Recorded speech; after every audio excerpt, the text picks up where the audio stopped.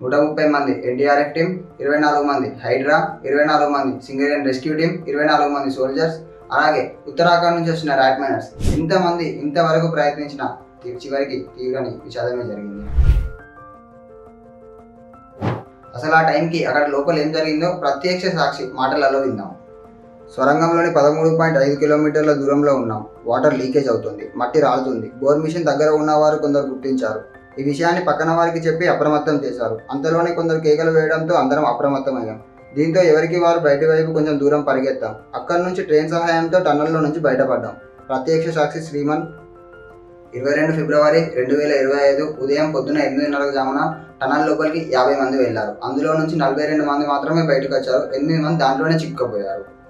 అప్పటికే చాలా టైం అయింది. ఫుడ్ లేదు, ఆక్సిజన్ సప్లై ఉందో లేదో కూడా తెలియదు.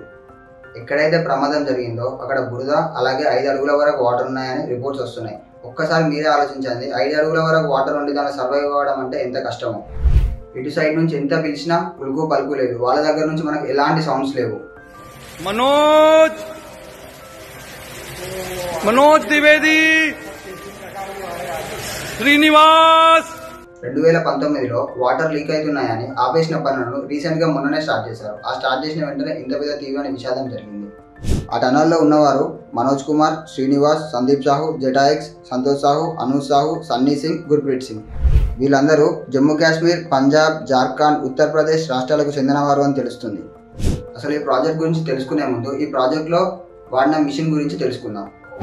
మనం ఇక్కడ యూజ్ చేసేది టీబీఎం మిషన్. టీబీఎం అనగా టనల్ బోరింగ్ మిషన్. మనం ఇప్పుడు ఎస్ఎల్బిసి ప్రాజెక్ట్లో యూజ్ చేసేది డబుల్ షీల్డ్ మిషన్.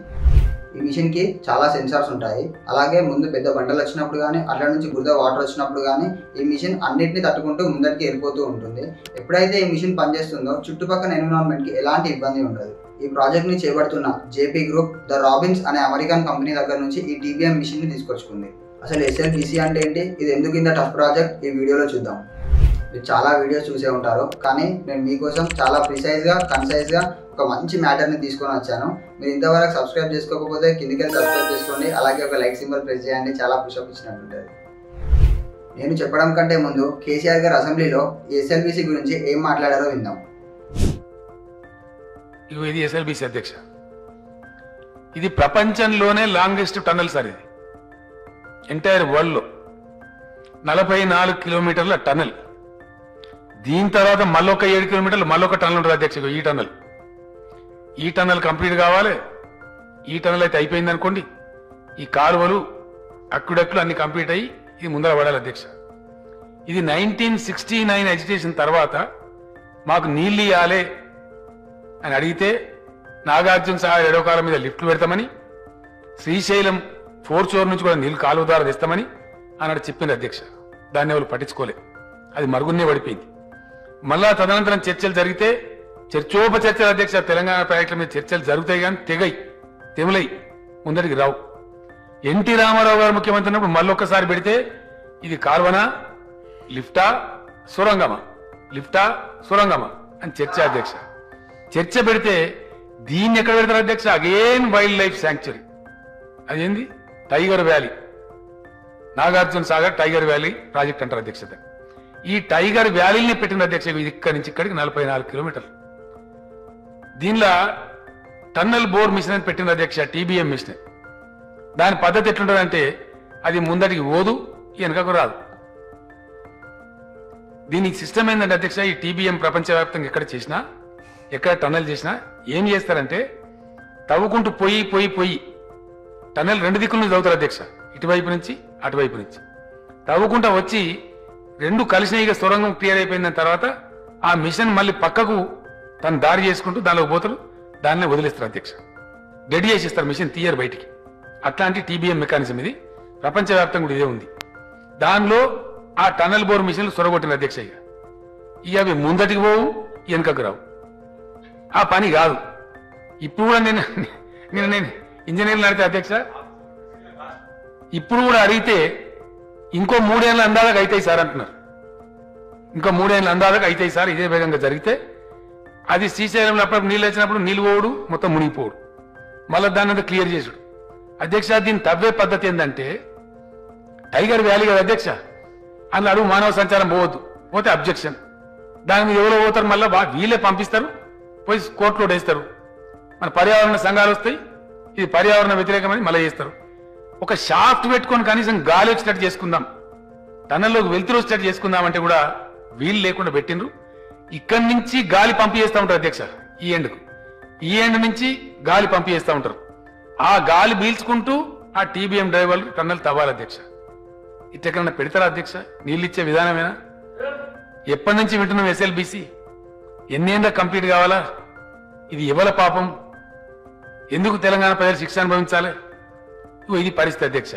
ఇది అధ్యక్ష ఇది జరిగేటప్పుడు ఏమైందంటే ఆ బోర్ చేసుకుంటూ వెనక లైనింగ్ చేసుకుంటూ పోద్ది అధ్యక్ష.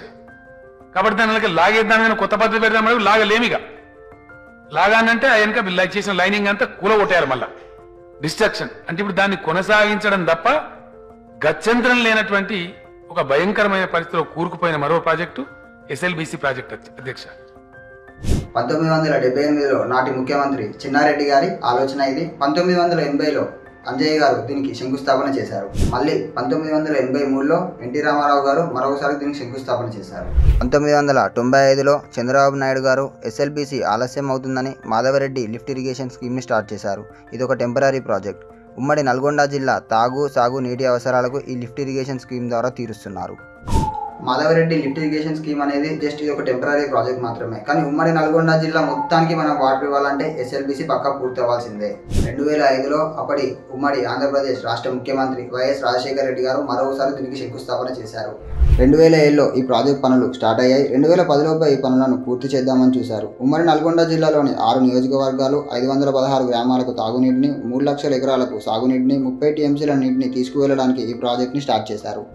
అసలు టన్నల్ దాకా వాటర్ ఎందుకు తీసుకుపోవాలి, ల్యాండ్ మీద నుంచి కూడా తీసుకోవచ్చు కదా అని మనకు ఒక చిన్న క్వశ్చన్ రేజ్ అవుతుంది. అసలు ఈ ప్రాజెక్ట్ జరిగే చోట వెళ్లే దారిలో Nallamala forest and tiger reserve forest ఉండడంతో ఇక్కడ మనకు ఒకటే ఆప్షన్ ఉంది, టన్నల్ ద్వారా మాత్రమే మనం వాటర్ని తీసుకెళ్లగలం. అందుకోసమని ఎస్ఎల్బిసి ప్రాజెక్ట్ని స్టార్ట్ చేశారు. 2014లో తెలంగాణ రావడం వల్ల ఈ ప్రాజెక్ట్ కొంచెం లేట్గా జరిగింది. మళ్ళీ ఇప్పుడు కాంగ్రెస్ ప్రభుత్వం రావడం వల్ల ఈ ప్రాజెక్ట్ని చేపట్టింది. అసలు ఎస్ఎల్బిసి అనగా శ్రీశైలం లెఫ్ట్ బ్యాంక్ కెనాల్. ఇది శ్రీశైలం లెఫ్ట్ బ్యాంక్ కెనాల్లో ఉన్న కాంపోనెంట్స్ ఏంటో చూద్దాం. Head regulatory at the entry point of tunnel 1 link canal 1, Dindi balancing reservoir link canal 2, tunnel 2, open canal 2 Pendlipaka balancing reservoir. ఎస్ఎల్బిసిలో 2 సొరంగాలు ఉన్నాయి. అందులో సెకండ్ సొరంగం వచ్చేసి 8.75 డయామీటర్, 7.13 కిలోమీటర్స్ ఉంది. ఇది ఆల్రెడీ పూర్తి అయిపోయింది. మొదటి సొరంగం 9.2 డయామీటర్లు, 43.93 కిలోమీటర్లు ఉంది. అందులో 34.37 కిలోమీటర్లు పూర్తయినట్టు తెలుస్తుంది. ఇంకా మిగిలింది 9.56 కిలోమీటర్లు మాత్రమే. ఈ 9.56 కిలోమీటర్లు తవ్వే టైంలోనే ఈ ప్రమాదం జరిగింది. ఈ వీడియో మీరు ఇక్కడి వరకు చూసారంటే మీకు ఎంతో కొంత ఇన్ఫర్మేషన్ ఇచ్చే ఉంటాను. Thank you for watching my video.